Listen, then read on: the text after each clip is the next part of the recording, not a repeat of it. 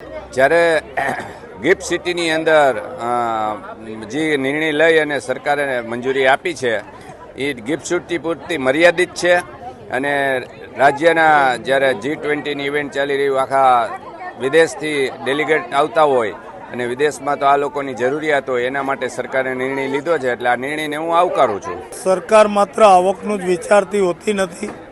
સરકાર બીજા રાજ્યો અને પરદેશ સાથે વેપાર અને ધંધા વિકસે એના માટે પરદેશથી આવતા લોકો અને બીજા રાજ્યોથી આવતા લોકો એની સુવિધાનો પણ વિચાર કરતી હોય છે અને એ વિચારના અંતે સરકારે જે નિર્ણય લીધો છે એ મારી દ્રષ્ટિએ આવકારદાયક છે.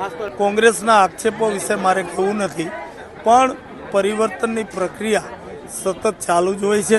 સમયે સમયે જે જરૂરિયાતો ઊભી થાય તો એ જરૂરિયાતોના ઉકેલ માટે અને ભવિષ્ય માટે આવા નિર્ણયો લેવાતા જ હોય છે.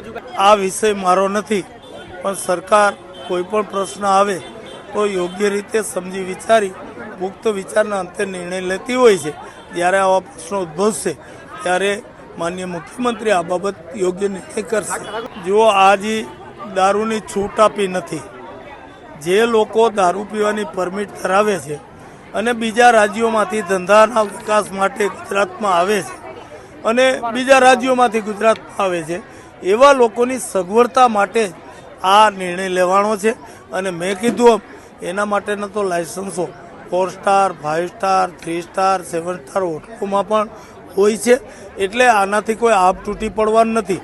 ઉલટાનો એનાથી આપણા ગુજરાતનો વિદેશો સાથેનો અને બીજા રાજ્યો સાથેનો વેપાર અને બીજા જે વ્યવહારો છે એ સાચવવામાં સગવડતા ઊભી થશે.